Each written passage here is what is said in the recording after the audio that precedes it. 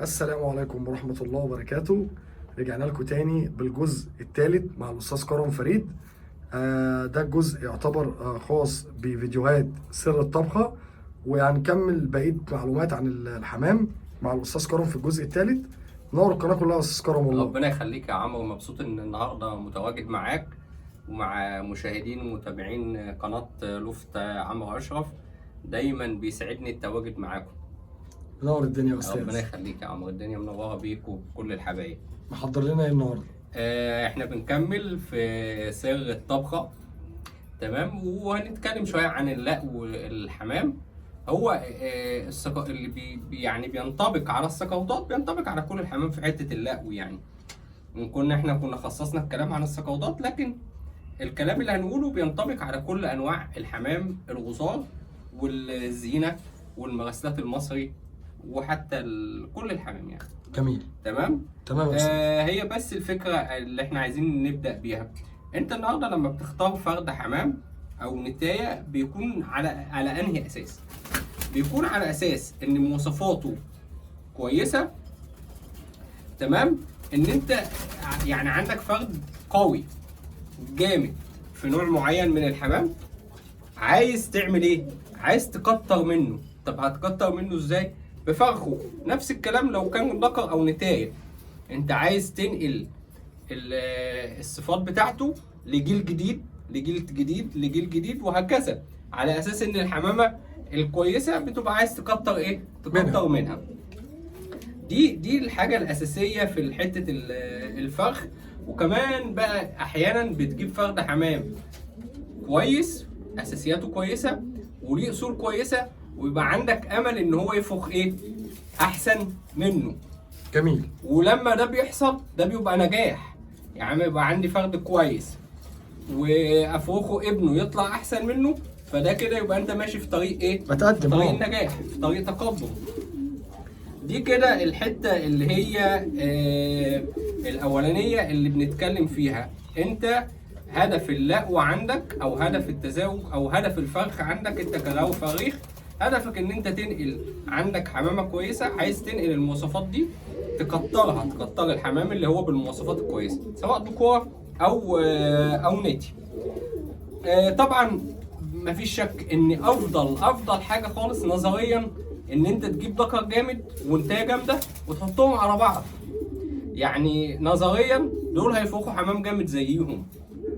بيحصل حاجات طبعا زي ما احنا قلنا قبل كده، لكن مفيش اي مشكله. لكن من ناحيه القاعده الاساسيه ان انت نظريا لما بتجيب فرد جامد وانتايه جامده، دي الطريقه المثاليه في تزاوج الحمام، ان اجيب فرد قوي وياخد نتايه قويه في اي نوع من الحمام. دي الطريقه المثاليه. لكن لو انت مش مقتدر ما انك تجمع الصفات دي مره واحده، الحاجه دي عندك بقى طرق تانية اللي احنا هنتكلم عليها. احنا دلوقتي هنتكلم عن بعض طرق لقو الحمام او تزاوج الحمام. هناخد الطريقه الاولى. الطريقه الاولى عندنا ان انت بتجيب ذكرين وانتيتين، ويكونوا بعاد عن بعض دمويا، يعني ما بينتموش لبعض من عيله واحده، حمام غريبه عن بعضه. جميل. ذكرين وانتيتين بتعمل منهم قصين. حلو كده؟ تمام. القص الاولاني مثلا بتسميه رقم 1، والقص الثاني بتسميه رقم 2. جميل. تمام؟ جميل. واهم حاجه ان انت عشان توصل للحته دي بشكل تمام، ان انت لازم تسجل الحمام ده وفرخه ونسبه والكلام ده، ويبقى طبعا الحمام بتدبله، وبالارقام الدبل دي بتسجلها عندك على اساس ان انت تبقى عارف نسب الحمام ده وانتاجه جيل اول جيل تاني وهكذا. القص رقم 1 والقص رقم 2 بفرخهم موسم. حلو كده؟ وبجيب احسن 2 طلعوا ذكر وانتايه من القص رقم 1، واحسن 2 طلعوا من القص رقم 2. حلو كده اهو، ذكر وانتايه برضه. وبعمل لقو عكسي، بلقي الذكر ابن القص رقم 1 على النتايه بنت القص رقم 2، وبلقي النتايه بنت القص رقم 1 على الذكر ابن القص رقم 2. تمام؟ لقو عكسي. حلو كده؟ بشتغل مع الجيل الجديد ده موسم برضه كامل، وباخد منهم احسن ذكر وانتايه واحسن ذكر وانتايه، وافضل برضه اعمل لقو عكسي. حلو كده اهو. تمام. وبسجل النسب ده عندي زي ما قلنا، ده اهم حاجه. وبفضل شغال بالطريقه دي. نفترض ان الحمام ده انت منقي حمام كويس، تاكد ان انت هيفضل الحمام كويس وهيفضل يديلك انتاج احسن موسم بعد موسم. هتشوف ده يعني. لكن لو انت منقي حمام متوسط بس فيه اساسيات وبطريقه لقو تكميلي، يعني ايه؟ يعني ذكر مثلا في بعض المواصفات مع نتايه بينقصها الحاجات اللي في الذكر، والعكس نتايه فيها مواصفات بتنقص من الذكر. حلو كده. والعكس الحمام ده انت لما بتلقيه بالطريقه اللي احنا بنقول عليها، مع الوقت بتعمل حاجه اسمها دمج الصفات. دمج الصفات، فبيطلع لك بعد كذا جيل من اللقو ده حمام بيحمل كل الصفات اللي هي متفرقه في الاربع حمامات اللي انت نقيتهم في الاصل. جميل. دي اول طريقه معانا في اللقو. تمام. والطريقه دي احنا لقيناها مذكوره حتى عند الاستاذ مصطفى صبري سنه 1941، يعني معروفه في الغايه المصريه من زمان، ولقينا الاوروبيين كمان بيطبقوها. دي اول حاجه. عندنا الطريقه تانية في التزاوج واللقو برضو، بجيب ذكر وانتيتين. حلو كده. تمام. الذكر ده بلقيه على انتايه منهم لمده في الموسم، مش شرط الموسم كله، وبلقيه على النتايه الثانيه المده الثانيه. يعني مثلا لو انا عندي الموسم 8 شهور تزاوج، بقسمه 4 شهور للنتايه الاولانيه و4 شهور للنتايه الثانيه. جميل. حلو كده. زي الفل. بفرقه على نتايه منهم اللي هي واحده منهم لمده ال4 شهور دي مثلا، مش شرط 4 شهور، انا بتكلم كاقتراح. مجازا كاقتراح مني. بلقيهم على بعض وافضل شغال بيهم، باخد احسن ذكر طلع من اللقو ده. جميل يا استاذ. تمام. والنتايه الثانيه باخد منها احسن نتايتين طلعوا من التزاوج ده. اول حاجه عايزين نتفق عليها ان الذكر والنتايتين دول الاصليين ما لهمش برضه علاقه ببعض، يعني هما ده قاعده ثابته في كل الحاجات اللي هنقولها. تمام. الذكر هلقيه على نتايه منهم، اخد منهم احسن ذكر، وهلقيه على النتايه الثانيه اخد نتايتين. حلو كده اهو. تمام. واعمل ايه؟ الجيل بقى الجديد ده اللي هو الذكر والنتايتين، هلقي الذكر على نتايه منهم. حلو كده. تمام. فتره برضه هاخد احسن ذكر هيطلع، وهلقيه على النتايه الثانيه اخد احسن نتايتين. حلو كده. تمام. هعمل نفس الشغلانه تاني وتالت، وهفضل اكرر بنفس الطريقه. الذكر هياخد نتايه هاخد منهم احسن ذكر من انتاجهم، والذكر ياخد النتايه الثانيه هاخد احسن نتايتين من انتاجهم، والقيهم بنفس الطريقه وافضل اكرر. دي طريقه في التزاوج الداخلي. مع الوقت برضه بتعمل لنا دمج للصفات، وبنحافظ على حته ايه؟ ان ما يطلع لناش عيوب وراثيه بعد كده. يعني هي عيوب الطرق المصريه في تداخل الدم، اللي انا بلقي الاب على بنته وبعد كده الحفيده على جدها. الطريقه دي ساعات مع الوقت الطويل بتعمل لنا مشاكل في حته العيوب الوراثيه، فاحنا عايزين نتلاشى ده. فبنعمل الطرق اللي هي طرق التزاوج او برامج التزاوج اللي هي معموله على اسلوب علمي. اللي احنا بنقولها دي عشان الدم ما يتحرقش بدري كمان، ما يحصلش مشاكل. تمام. يعني دي طرق مستخدمه في اوروبا وليها واثبتت ان هي برامج كويسه. تمام يا استاذ كرم. دي حته برضو، دي طريقتين. في طريقه دي انا شخصيا انا جربتها. هحكي لك انا حصل معايا ايه. انا كان عندي حماميه قطقطيه من ضمن الحمام كويس قوي، كانت حماميه جامده جدا. تمام. فانا فرختها على كذا فرد حمام، المهم ما طلعتش نتايه شبهها. حمامه اقل منها. حمامه اقل منها. فانا قلت طب الحمامه دي هتكبر مني كده، فانا هعمل ايه؟ هلقيها على ذكر. حلو كده. تمام. خدت منها احسن فرد حمام ذكر طلع من اللقو ده، ورحت لاقيها على نتايه تاني. لقيتها على ذكر تاني مختلف. تمام. ورحت واخد احسن نتايه طلعت منهم. حلو. تمام. لقيت ولادها بقى دول اللي هم من ذكرين مختلفين على بعض، من ضمن الفخ جابوا لي نتي شبه الام دي. تمام. يعني انت حطيت ذكر على نتايه، النتايه دي وجبت دكر تاني حطيته على النتايه دي، تمام. خدت دكر من هنا في اللقو ده وانتهى من اللقو التاني بالظبط، وحطيتهم على بعض. وحطيتهم على بعض، هما الاثنين ولادها، تمام. بس مع تغيير الذكوره. تغيير الذكور. هنا بنشتغل على حاجه اسمها تماثل الجينات للنتايه. للنتايه، انت بتحاول تثبت صفه النتايه. بالظبط، بعمل براكم عدد اكبر من جينات النتايه، تماثل جينات. تمام. تمام. فطلع لي نتي فعلا في تقليب ايه الام دي الكبيره. الطريقه دي ممكن تعملها مع النتايه. جميله قوي الطريقه دي يا وسهله. وسهله. وممكن تعملها مع ذكر. طيب حاجه تانية، هي دي ميزتها في ايه؟ ان انت ساعات فرد جامد اما تفرخه ما يجيبلكش حاجه زيه هو. نتيجه بقى حاجات كتير يعني. فانت هنا عشان انت تجيب الشكل ده ممكن تعمل الطريقه دي اللي احنا قلناها. لو انا عندي، تعالى نقولها بقى على ذكر، ممكن نفصل عشان الانام. تمام.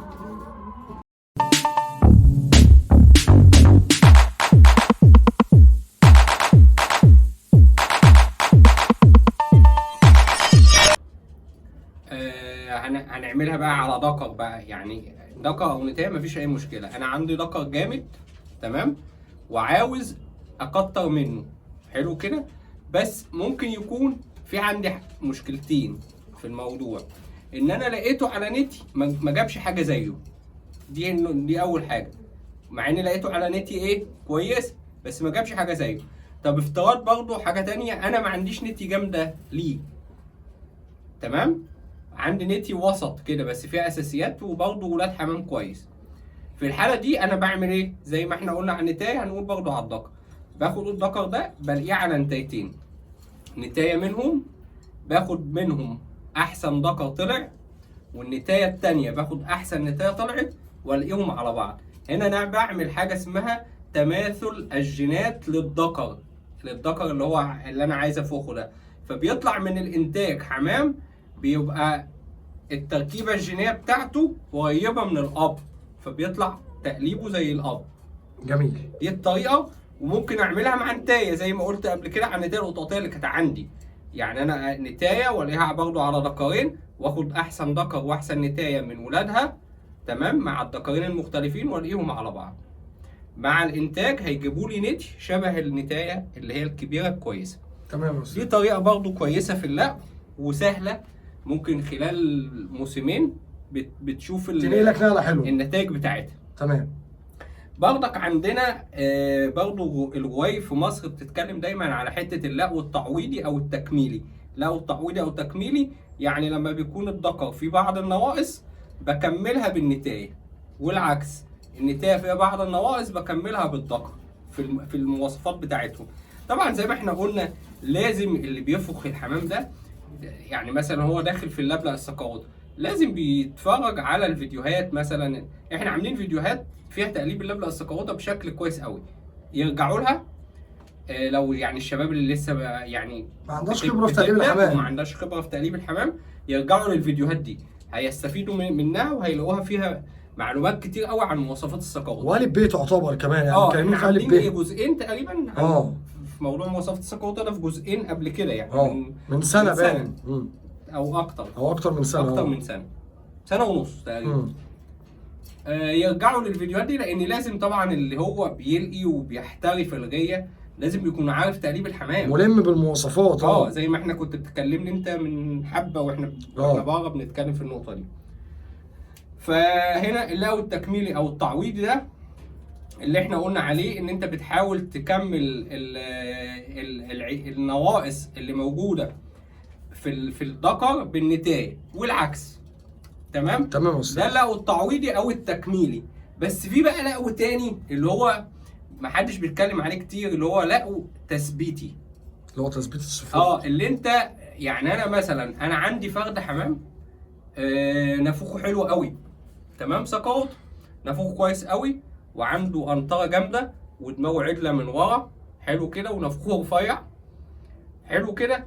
طب ما انا لو لقيته على نتايه بنفس الشكل ده في النافوخ، ما ده يبقى احسن. يعني لو لقيت الميزه اللي هي موجوده فيه وبقيت اقربها لبعض، يعني انا دلوقتي عندي فرد حمام نافوخ كويس قوي، الاقيه على انتان نافوخها كويس قوي، بحيث ان انا بثبت الصفه دي والشكل ده. الشكل ده ده اللقو التثبيتي اللي نقصده. ولما انت يكون عندك حمام بالشكل ده، دي هتبقى خامات كويسه ان انت هتشتغل بيها بعد كده اهو. هيبقى عندك خامات كويسه تشتغل بيها بعد كده. بعد كده براحتك بقى، انت عايز تعمل ميكسات تدخل شكل على شكل تاني عشان تطلع بشكل انت حابب يكون طمش ليك او منظر ليك بالظبط مميز يعني. دي بقى نقط تانية يعني. بالظبط. وبرضك في حاجه يعني حابب اقولها، في كلمه كده الغوايب بيقولوها دايما، يقول لك ده فرد حمام ده دمه خفيف. يعني ايه فرد حمام دمه خفيف؟ يعني هو مثلا بيضحك او بيقول نكت؟ لا طبعا. هو دمه خفيف دايما بيتمثل الدم الخفيف ده في ان الحمامه بيبقى ساعات يقول لك حمامه بتضحك. ايوه ايوه اتقال كتير. فهي الكلمه مقصود بيها ايه؟ ان الحمامايه بيبقى فيها نعومه ناعمه. يعني لو بلق مثلا. طب انا هقاطعك معلش. لا اتفضل. معنى كلمه نعومه ايه في الحمام؟ او يعني ايه اقول لك الحماميه دي ناعمه او بتضحك؟ حلو جدا. يعني اللبلق في البلق، يعني لو اللبلق ناعم بيبقى نافوخه رفيع، حجم دماغه صغير، حجم تمام. الدماغ اجمالي حجم النافوخ او الدماغ صغيره في ذكر او نتايه. في ذكر او نتايه. تمام. النافوخ رفيع. تمام. احنا قلنا قبل كده النافوخ رفيع يعني ايه؟ تمام. حلو كده. تمام. جفونه رقيقه قوي وواسعه قوي. تمام. كل الحاجات دي هي اللي بتديك الايحاء ان الحماميه دي فيها رق او نعومه. رق او نعومه ودمها خفيف وبتضحك. تمام. يعني كل الحاجات دي مع بعضيها. طيب احنا دلوقتي عشان نكون صراحه، انت النهارده انا كنت عايز الفيديو ده على فكره او الكلام ده نتكلمه في الفيديو فكره التاني اللي هو الخامات. ايوه. بس هو الكلام هيكمل بعضه. ايوه. احنا ان شاء الله هنعمله، بس احنا تمام. ليه ما عملناهوش؟ فاكر؟ ايوه. عشان حمام بيقلش. لان احنا قلنا لازم الحمام يبقى تامم عشان نوضح للمشاهدين احنا عاوزين نقول لهم ايه. تمام. فهنا انت النهارده بمزاجنا غصب عننا بقى في سقوطات حمام وشه فيه تخانه شويه اكتر. تمام. من حمام تاني. تمام. وبقى فيه قصر شويه. تمام. فبالتالي بيبقى دماغه نافوخه مش رفيع قوي، مفتوح شويه. لا يعني مش رفيع زي الحمام اللي هو بيبقى عظمه على قد نافوخه. فاهم قصدي؟ في حمام كده بيبقى عظمه على قد نافوخه ومتطبق قوي. تمام. فانت النهارده بقت الشكل ده من الحمام موجود بس النسبه قليله والناس بتحبه، اللي هو بوش تخين شويه. الناس بتحبه. ما هو فرد حمام بيبقى نافوخه كويس ولونه كويس وجفونه وعينيه كويسه، فانت مش هتقدر ان انت تقول ده وحش. وتكوينه الجسماني كويس. هل ده هنقول نرفضه عشان هو مثلا نافوخه مش رفيع قوي ومش مش هنقدر نقول كده. فانت هنا برضه ده بيديك فرصه ان انت تعمل ميكسات بالحمام ده. يعني مثلا لو انا عندي نتايه وشها خفيف بس فيها مميزات كتيره قوي قوي، دي انا بعمل ايه؟ بلاقيها على فرد حمام من اللي هو فيه خشونه شويه، بعمل بينهم الميكس ده عشان اجيب الشكل اللي ايه؟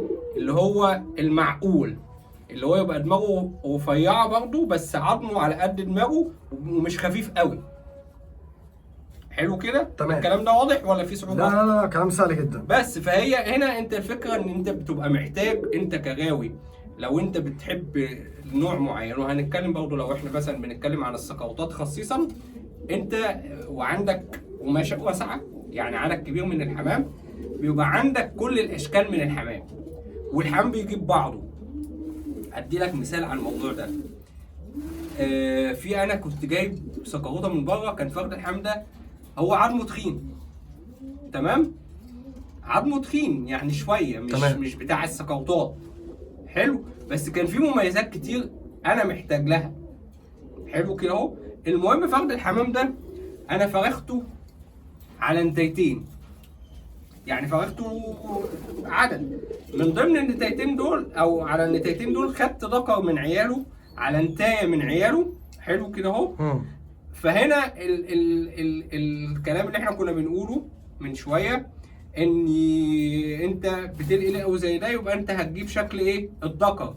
هو ده حصل، بس كمان من ضمن الانتاج يا عمرو جابوا لي حمام نافوخه رفيع قوي.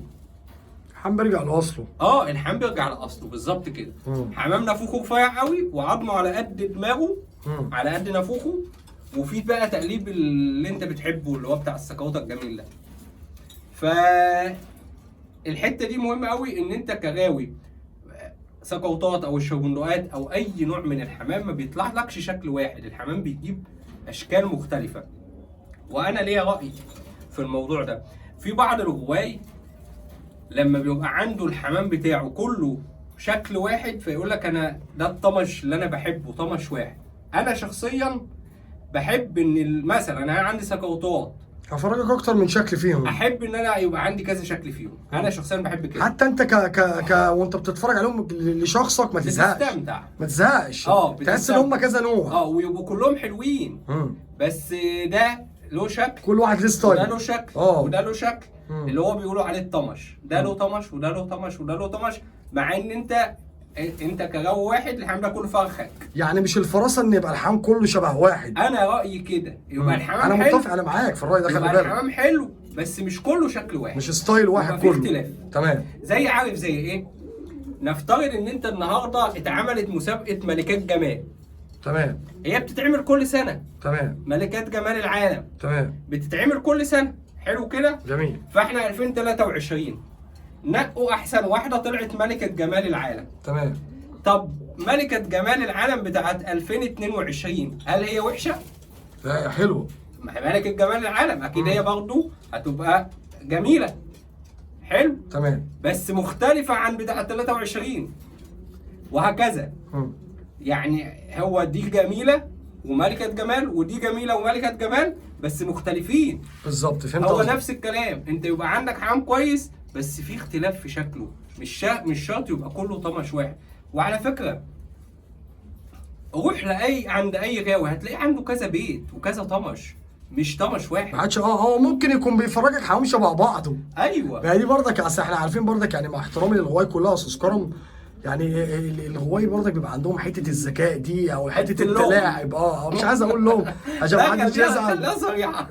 يعني ممكن اطلع عند واحد يفرجني حمام، ممكن انا ما اعرفش، انا ما دخلت سلكته، انا قاعد بره وانا ضيف عنده، فهو ممكن يفرجني اكتر من واحده كلهم شبه بعض. بالفعل انا شايفهم شبه بعض، بس هو منقيهم كده، هو بيفرجني عليهم كده. انا اقول لك حاجه، ده في غوايه بتعمل ايه؟ بيفرجك فرد حمام ويرجع يفرجوا لك تاني.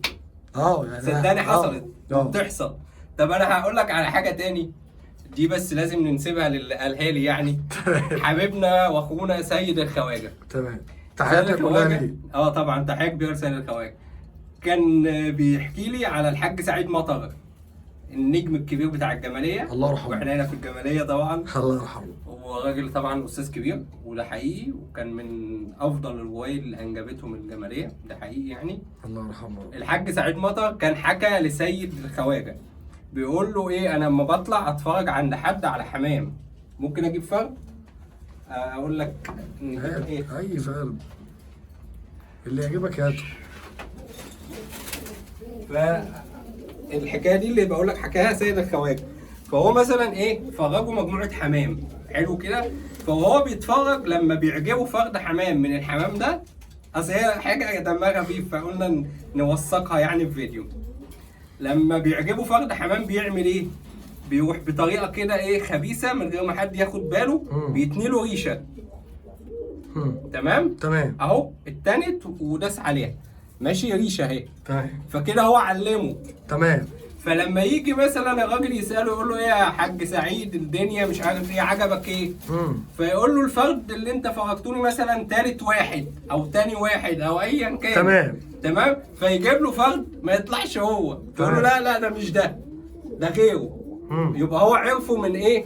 من الريشه المتنيه دي. ميزوا. ميزوا. اوعى تعملوها اللي بيتفرجوا. اوعى تعملوها.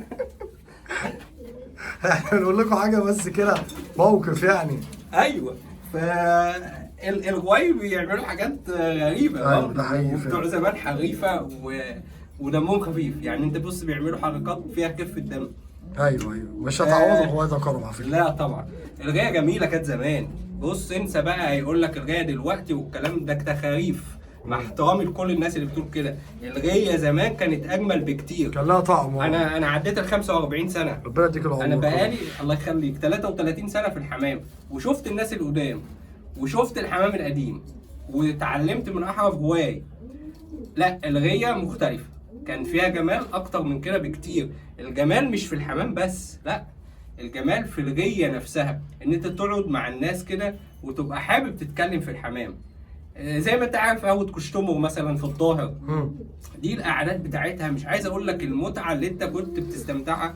وانا سن صغير كنت اقعد هناك مع الغواي، بستفيد قد ايه واتعلم قد ايه وابقى مبسوط قد ايه.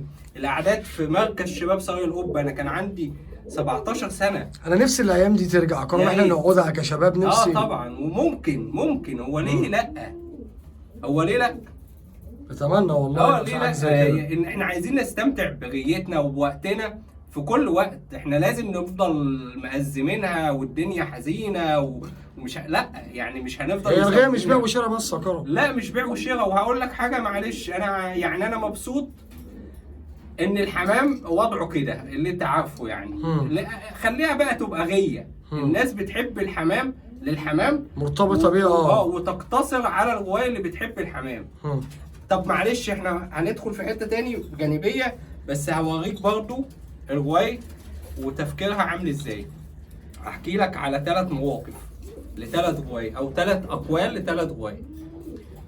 الاستاذ عادل بدر ربنا يديله العمر والصحه. ربنا يديله العمر والصحه. وهنجيب سيرته تاني بعد شويه في حاجه تاني. تمام. الاستاذ عادل بدر من اكتر من 15 سنه من دلوقتي، تمام؟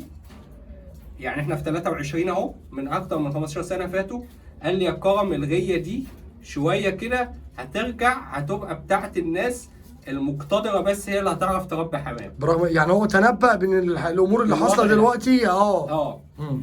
ربنا يديله العمر والصحه. الاستاذ الكبير الحاج نجيب زقزوق، ربنا يديه الصحه يا رب. الحاج نجيب زقزوق قال لي نفس الكلام. وقال لي الحمام ده هيبقى بالكوريك، اعداد كبيره قوي، وهيبقى عند الناس كده بالكيله.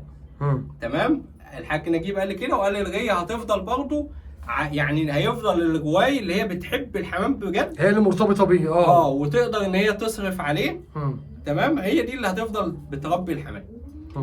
والحاج عمار عباس ربنا يبارك في عمره وصحته، حبيبنا الحاج عمار، الاستاذ الكبير، وده استاذي بفتخر بيه برضك من اكتر من الزمن ده برضه، يمكن من 15 سنه برضه.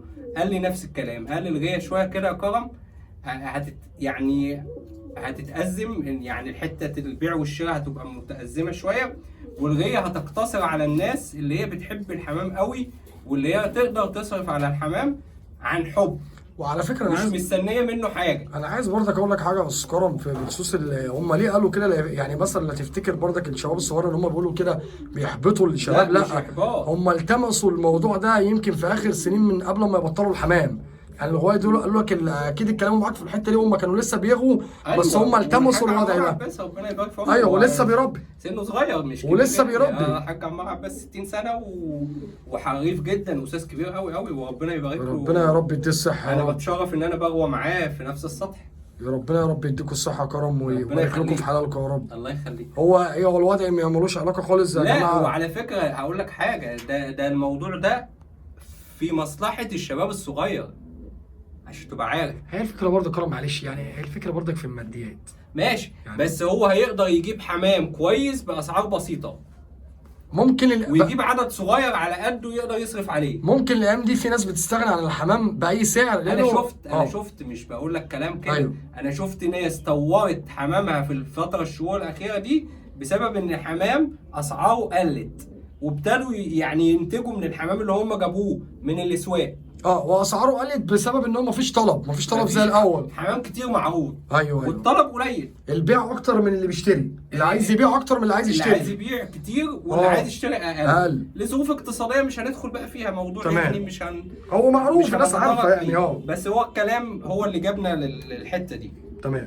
انا قلت عن الاستاذ عادل بدر برضه ربنا يديله العمر والصحه. الاستاذ عادل بدر ده من نجوم الغيه المصريه ومن نجوم المعارض اللي كان مؤثر جدا في الصوافه. هو من نجوم منطقه العباسيه يا استاذ. طبعا من العباسيه. الاستاذ عادل بدر والاستاذ توتو بدر اخوه، الاثنين كان ليهم اثر كبير في الصوافه وفي المعارض. عم عادل كان فرجني كام حمامه كده عنده من اللي انا اتفرجت عنده عليهم يعني. فكان يقول لي ايه؟ يقول لي الحمامه دي الصافي ده انتجته بطريقه الماجيك هاند. الماجيك هاند اليد السحريه. ايوه. اليد السحريه هو بمعنى ايه؟ ان هو عنده مثلا 5 دكوع و10 نتي. حلو كده. وعايز يلقي، فبيعمل ايه؟ الدكر ده هيجيبه، والماجيك هاند يعني باختيار كده عشوائي. هي فكره الماجيك هاند اليد السحريه، راح جايب نتايه وحطها عليه، حطهم على بعض بوم، راحوا عملوا ايه؟ انتاج جامد قوي. طبعا هو بيهزر، هو عارف هو بيعمل ايه. لا بس هو فعلا حمام، يعني هو نقاه بدون ما يحط لهم معايير معينه. لا ما هو مش ده قصدي، انا قصدي ان هم الحمام ده هو كويس. حمام كويس طبعا. حمام كويس، بس أيوة. هو حطهم عشوائي، بس هو حمام كويس بدون معايير معينه. تمام. يعني انا عندي دكر هنا، طب قال لي 10 نتي مثلا، طب نقله انتايه حطها عليه، فرق جامد. تمام. طبعا ما كانش بيعمل كل اللقو بالطريقه دي. تمام. بس ده كان ان هو بيسميه يقول لك الفرد ده ماجيك هاند. ماجيك هاند. اللي هو فرق اليد السحريه. لا عشوائي. اللقو اللي هو ما كانش بتاع يعني ربنا. ما اعرفش. هو في كل الحالات بتاع ده توفيق ربنا طبعا. والتركيبه الجينيه دي حاجه ربانيه، ان هي بتحصل، حصل تماثل خلاص بقى. حاجه بتحصل في اللقو، وتركيبه يعني تركيبه جينيه حصلت في اللقو، ده بتاع ربنا طبعا ونعم بالله. وهو اللي بيعلمنا العلم ده.